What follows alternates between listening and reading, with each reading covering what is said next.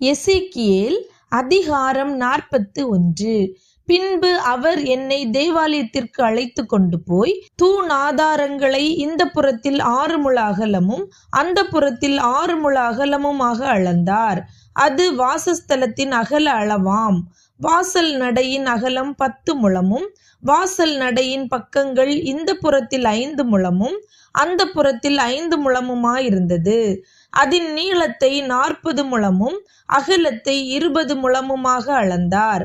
பின்பு அவர் உள்ளே போய் வாசல் நடையின் தூணாதாரங்களை 2 முழமாகவும் வாசல் நடையை 6 முழமாகவும் வாசல் நடையின் அகலத்தை 7 முழமாகவும் அளந்தார். பின்பு அவர் தேவாலயத்தின் முன்புறத்திலே அதன் நீளத்தை 20 முழமாகவும் அதன் அகலத்தை 20 முழமாகவும் அளந்து என்னை நோக்கி, இது மகா பரிசுத்த ஸ்தலம் என்றார். பின்பு அவர் ஆலயத்தின் சுவரை 6 முழமாகவும் ஆலயத்தை சுற்றிலும் இருந்த சுற்று கட்டினுடைய அகலத்தை 4 முழமாகவும் அளந்தார். இந்த சுற்று கட்டுகள் பக்க கட்டின் மேல் பக்க கட்டான வரிசைகளாய் 33 இருந்தது.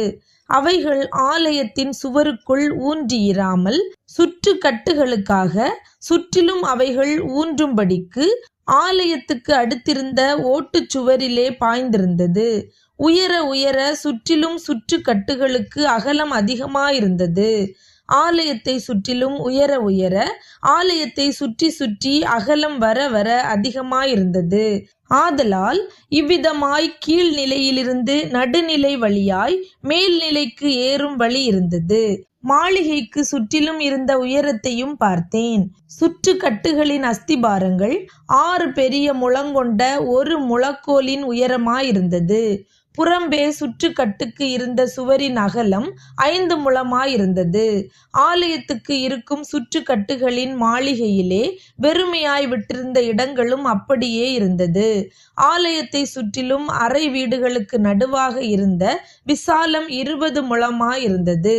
சுற்று கட்டினுடைய வாசல் நடைகள் வெறுமையாய் விட்டிருந்த இடங்களிலிருந்து ஒரு வாசல் நடை வடக்கேயும் ஒரு வாசல் நடை தெற்கேயும் இருந்தது. வெறுமையாய் விட்டிருந்த இடங்களின் விசாலம் சுற்றிலும் 5 முழமாயிருந்தது. மேற்றிசையிலே பிரத்யேகமான இடத்துக்கு முன்னிருந்த மாளிகை மட்டும் அகலம் 70 முழமும் மாளிகையினுடைய சுவரின் அகலம் சுற்றிலும் 5 முழமும் அதனுடைய நீளம் 90 முழமுமாயிருந்தது. அவர் ஆலயத்தை 100 முழ நீளமாகவும் பிரத்யேகமான இடத்தையும் மாளிகையையும் அதன் சுவர்களையும் 100 முழ நீளமாகவும் அளந்தார். ஆலயத்தின் முற்புறமும் கிழக்குக்கு எதிரான பிரத்யேகமான இடமும் இருந்த அகலம் 100 முழமாயிருந்தது. பிரத்யேகமான இடத்தின் பின்புறமாக அதற்கு எதிரே இருந்த மாளிகையின் நீளத்தையும் அதற்கு இந்த புறத்திலும் அந்த புறத்திலும் இருந்த நடை காவணங்களையும் அளந்தார். உள்ளான தேவாலயமும் முற்றத்தின் மண்டபங்களும் உட்பட 100 முழமாயிருந்தது. வாசற்படிகளும் ஒடுக்கமான ஜன்னல்களும் 3 பக்கங்களில் சுற்றிலும் வாசல்களுக்கு எதிரான நடை காவணங்களும் சுற்றிலும் தரை துவக்கி ஜன்னல்கள் மட்டாக பலகை அடித்திருந்தது. ஜன்னல்கள் மூடப்பட்டிருந்தது. வாசலின் மேலே துவக்கி ஆலயத்தின் உட்புறமும் வெளிப்புறமும் சுற்றிலும் சுவரின் உட்புறமும் வெளிப்புறமும் எல்லாம் அளவிட்டிருந்தது. கேருபீன்களும் பேரீச்ச மரங்களும் சித்தரிக்கப்பட்டிருந்தது. கேருபீனுக்கும் நடுவாக ஒவ்வொரு பேரீச்ச மரம் இருந்தது. ஒவ்வொரு கேருபீனுக்கும் 2 முகங்கள் இருந்தது. பேரீச்ச மரத்துக்கு இந்தண்டையில் மனுஷ முகமும் பேரீச்ச மரத்துக்கு அந்தண்டையில் சிங்க முகமும் இருந்தது. இப்படியே ஆலயத்தை சுற்றிலும் செய்திருந்தது. தரை துவக்கி வாசலின் மேற்புறம் மட்டும் தேவாலயத்தின் சுவரிலும் கேருபீன்களும் பேரீச்ச மரங்களும் சித்தரிக்கப்பட்டிருந்தது. தேவாலயத்தின் கதவு நிலைகள் சதுரமும் பரிசுத்த ஸ்தலத்தினுடைய முகப்பின் உருவம் அந்த உருவத்துக்கு சரியுமாயிருந்தது.